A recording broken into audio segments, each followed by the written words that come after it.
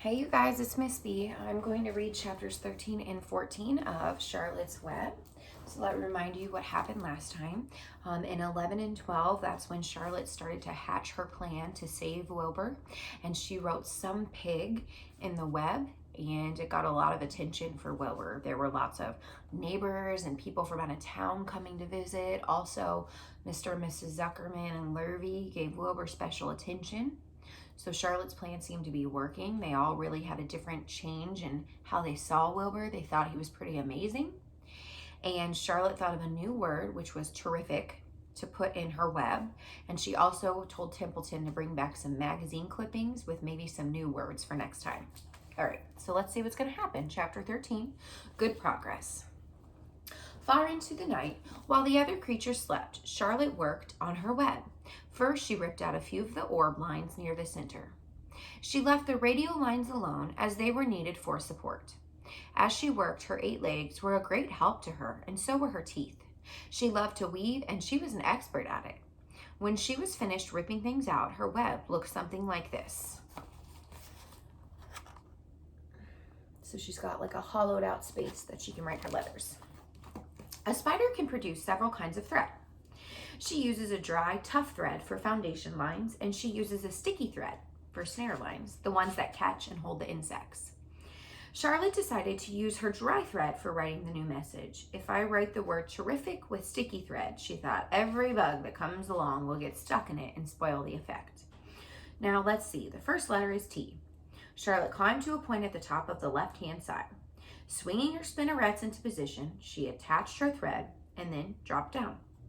As she dropped, her spinning tubes went into action and she let out thread. At the bottom, she attached the thread. This formed the upright part of the letter T. Charlotte was not satisfied, however. She climbed up, made another attachment right next to the first. Then she carried that line down so that she had a double line instead of a single line. It will show up better if I make the whole thing with double lines.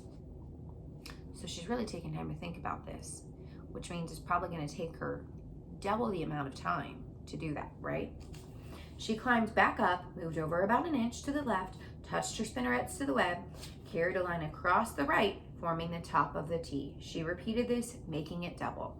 Her 8 legs were very busy helping. Now for the E. Charlotte got so interested in her work, she began to talk to herself, as though to cheer herself up. If you'd been sitting quietly in the barn cellar that evening, you would have heard something like this. Now for the R. Up we go. Attach, descend, pay outline. Whoa, attach. Whoa, girl, steady. And so on and so forth, talking to herself. The spider worked out her difficult task. And when it was completed, she felt hungry. She ate a small bug that she had been saving. Then she slept. Next morning, Wilbur arose and stood beneath the web. There he is, and it says terrific.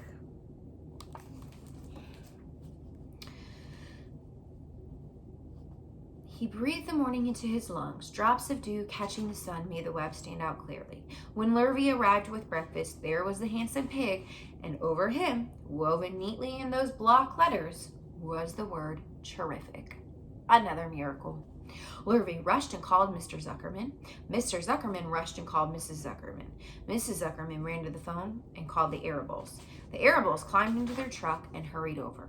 Everyone stood at the pig pen and just stared at the web and read the word over and over, while Wilbur, who really felt terrific, stood quietly swelling out his chest and swinging his snout from side to side. Terrific, breathed Zuckerman in joyful admiration. Edith, you better phone the reporter on Weekly Chronicle and tell him what has happened. He'll want to know all about it. He may even want to bring a photographer. There isn't a pig in the whole state that is as terrific as our pig. So again, just like last time, would he be saying that if it weren't for what Charlotte did? And the news spread. People who had journeyed to see Wilbur when he was some pig came back again to see him now that he was terrific. That afternoon, when Mr. Zuckerman went to milk the cows and clean out the tie-ups, he was still thinking about what a wondrous pig he owned. Lurvy, he called out, there's to be no more cow manure thrown down into that pig pen. I have a terrific pig. I want that pig to have clean, bright straw every day for his bedding. Do you understand me? Yes, sir, said Lurvy. Furthermore, said Mr. Zuckerman, I want you to start building a crate for Wilbur. I have decided to take that pig to the county fair on September 6th. Make the large crate and paint it green with gold letters. Okay, sure. What will the letters say? Asked Lurvy. They should say, Zuckerman's famous pig. Lurvy picked up a pitchfork and walked away to get some clean straw. Having such an important pig was going to mean plenty of extra work. He could see that. So I want you to think, would Zuckerman have put Wilbur into the county fair? Do you think he would have done that before all this happened? The county fair is where you can try and have your pigs or other farm animals win awards. And I have a feeling he wasn't going to enter him until this happened.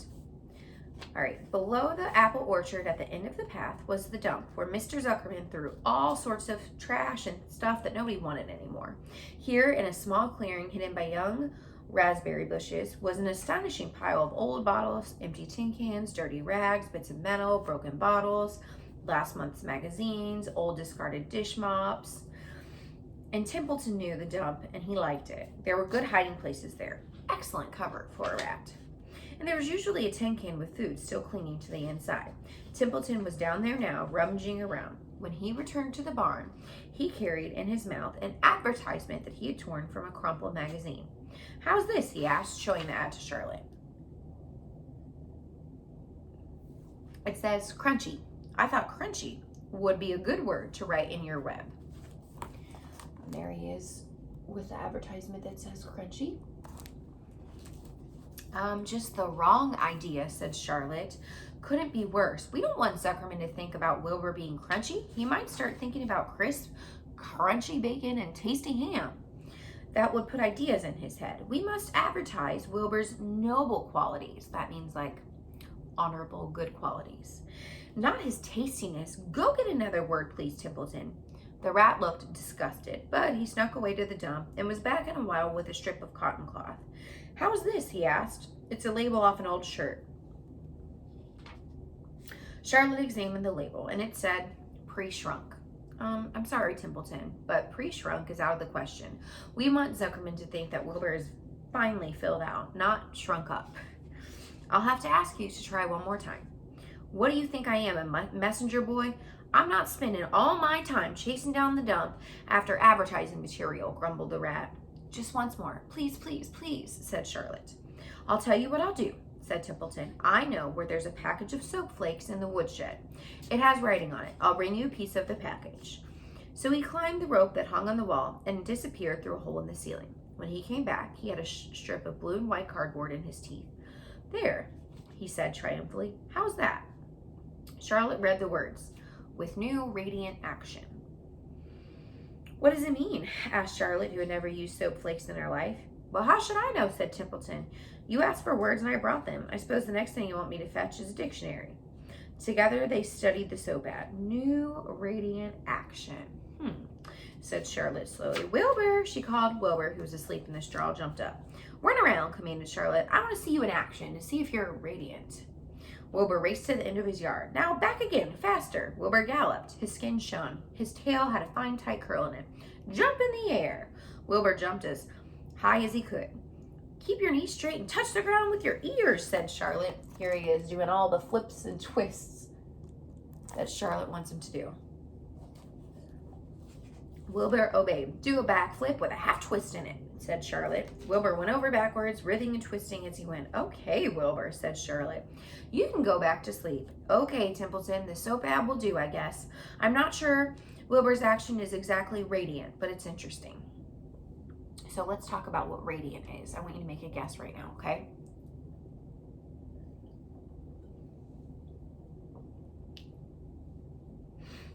So radiant means that it's like something that is shining, gleaming, glistening. Actually, said Wilbur, I feel radiant. Do you? Said Charlotte, looking at him with affection. Well, you're a good little pig, and radiant you shall be. I'm in this thing pretty deep now. Might as well go the limit. Tired from his romp, Wilbur lay down, closed his eyes. The straw seemed scratchy, not as comfortable as cow manure, which was delightfully soft to lay in. He pushed the straw to one side and stretched out in the manure. Wilbur sighed. It had been a busy day. Dozens of people had visited his yard this afternoon, and he had to stand and pose looking as terrific as he could. So now he was tired. Fern had arrived and sat herself quietly on her stool in the corner. "Tell me a story, Charlotte," said Wilbur, as he lay for some sleep. "Tell me a story." So Charlotte, although she too was tired, did what she wanted. "Once upon a time," she said, "I had a beautiful cousin who managed to build her web across a small stream of water. One day, a tiny fish leaped into the air and it got tangled in her web." There's that fish stuck in her web. "My cousin was very much surprised, of course. The fish was thrashing wildly, and my cousin hardly dared tackle it, but she did. She swooped down and threw masses of her wrapping material around the fish and fought bravely to capture it." "Well, did she succeed?" asked Wilbur. "It was a never-to-be-forgotten battle," said Charlotte. "There was the fish, caught only by one fin, and its tail wildly thrashing and shining in the sun. And there was this web sagging dangerously under the weight of the fish." "Well, how much did the fish weigh?" said Wilbur. "I don't know," said Charlotte. "There was my cousin slipping in, dodging out, and fighting hard. First she threw a left around the tail and the fish lashed back, and then a left to the tail and a right, and the fish lashed back. She dodged and threw a right and another right to the fin." "And then what happened?" asked Wilbur. "Well, nothing. The fish lost the fight. My cousin wrapped it up so tight it couldn't budge." "Then what happened?" Nothing. My cousin kept the fish for a while. Then when she got good and ready, she ate it." "Tell me another story," begged Wilbur. So Charlotte told him about another cousin of hers who was an aeronaut. "What's an aeronaut?"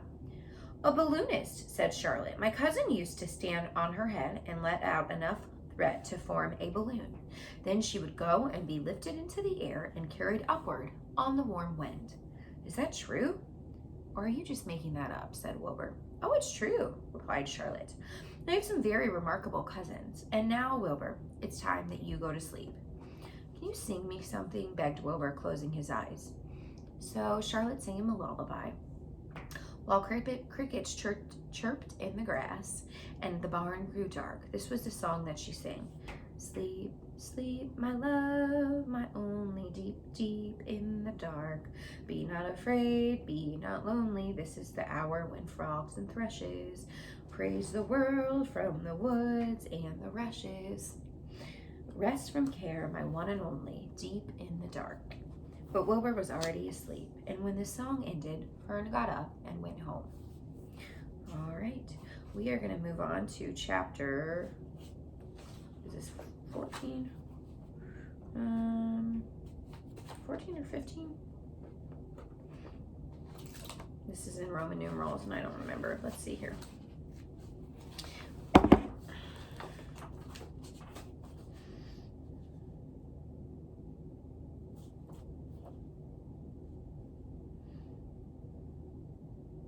Sorry about that. 14. The next day was Saturday, and Fern stood at the kitchen sink drying the breakfast dishes as her mom washed them. Mrs. Arable worked silently. She hoped that Fern would go out and play with her other kids, but instead she headed to the Zuckerman's barn to sit and watch animals. "Charlotte's just the best storyteller I've ever heard," said Fern, poking her dish towel into a cereal bowl. "Fern, you must not invent things. You know that spiders just don't tell stories. Spiders don't talk." "Charlotte can," replied Fern. "She doesn't talk very loud, but she talks." "Well, what kind of story does she tell you?" said Mrs. Arable. "Well," began Fern, "she told us about a cousin of hers who caught a fish in her web. Don't you think that's fascinating?" "Fern, dear, how do you get a fish in a spider's web?" said Mrs. Arable. "You know it wouldn't happen. You're making this up." "Oh, it happened all right," replied Fern. "Charlotte never fibs, and the cousin of hers built a web across the stream. One day she was hanging around on the web, and this tiny fish leaped in the air and got tangled in the web.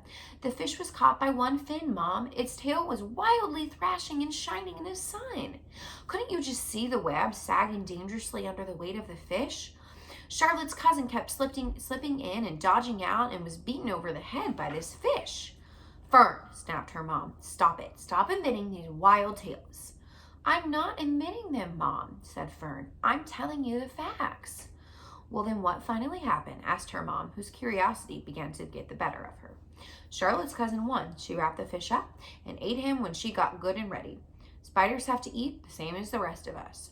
Yeah, I suppose they do, said Mrs. Arable vaguely.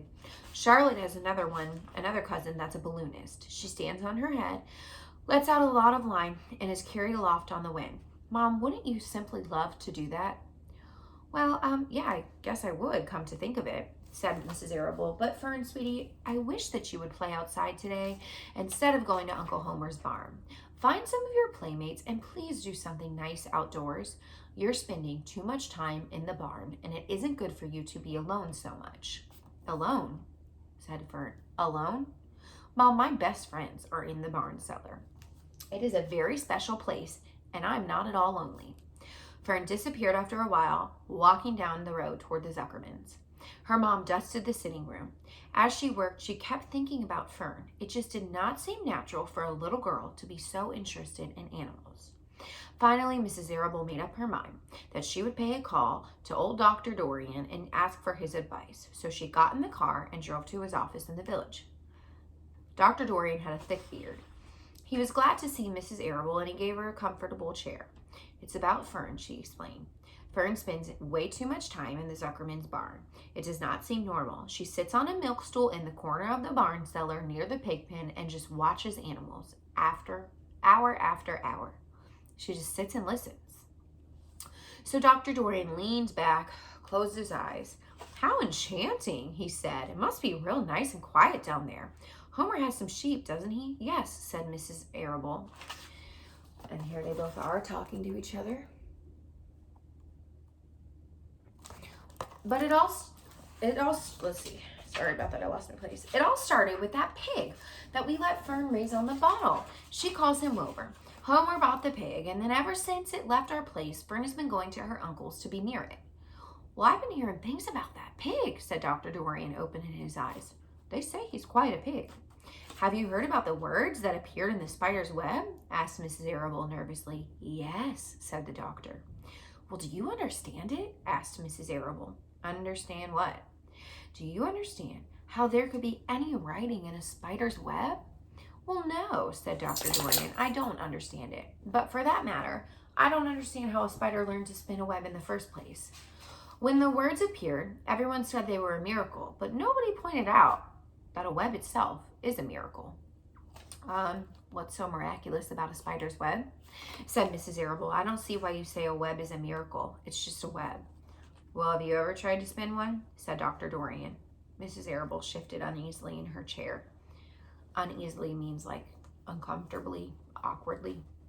No, she replied, but I can crochet a doily and I can knit a sock. Well, sure, said the doctor, but somebody taught you that, didn't they? My mother taught me. Well, who taught a spider? A young spider knows just how to spin a web without any instructions from anybody. Don't you regard that as a miracle? Well, I suppose so, said Mrs. Arable. I never looked at it that way. Still, I just don't understand how those words got into the web. I don't understand it, and I don't like what I can't understand. None of us do, said Dr. Dorian, sighing. I'm a doctor. Doctors are supposed to understand everything, but I don't understand everything, and I don't intend to let it worry me. Mrs. Arable fidgeted. Fern says that the animals talk to each other. Dr. Dorian, do you believe that animals talk? Well, I've never heard one say anything, he replied, but that proves nothing. It is quite possible that an animal has spoken civilly to me and that I didn't catch the remark because I wasn't paying attention. Children pay better attention than grown-ups. If Fern says that those animals in Zuckerman's barn talk, I'm quite ready to believe her. Perhaps if people talked less, animals would talk more. People are incessant talkers. I can give you my word on that one. Well, I feel better about Fern, said Mrs. Arable. You don't think I need to worry about her? Does she look well? Asked the doctor. Sure. Appetite good? Oh, yes, she's always hungry. Sleeps well at night? Oh, yes. Then I wouldn't worry, said the doctor. Do you think she'll ever start thinking about something besides pigs and sheep and geese and spiders? How old is Fern? She's 8. Well, said Dr. Dorian, I think she will always love animals, but I doubt that she spends her entire life in Uncle Homer Zuckerman's barn. How about boys? Does she know any boys? Well, she knows Henry Fussy, said Mrs. Arable brightly. Dr. Dorian closed his eyes and went into deep thought. Henry Fussy, he mumbled. Remarkable. I don't think you have anything to worry about. Let Fern associate with her friends in the barn if she wants to. I would say, offhand, spiders and pigs were fully as interesting as Henry Fussy. Yet I predict that one day, a day will come, when even Henry will drop some chance remark that does catch Fern's attention. It's amazing how kids change from year to year. How is Avery? He asked, opening his eyes. Oh, Avery, she chuckled. He's always fine. Of course, he gets into poison ivy. He gets stung by wasps and bees and frogs and, gets snakes home and breaks everything he lays his hands on. But he's fine. Good, said the doctor. Mrs. Arable said goodbye and thanked Dr. Dorian very much for his advice. She felt relieved. All right, well, that was it. So we ended with Dr. Dorian basically saying, you know what, Mrs. Arable, don't worry about it. It's okay. She's going to be a kid and she'll be fine. Charlotte's Web's getting really good, and I hope that you guys are enjoying it. I will see you next time.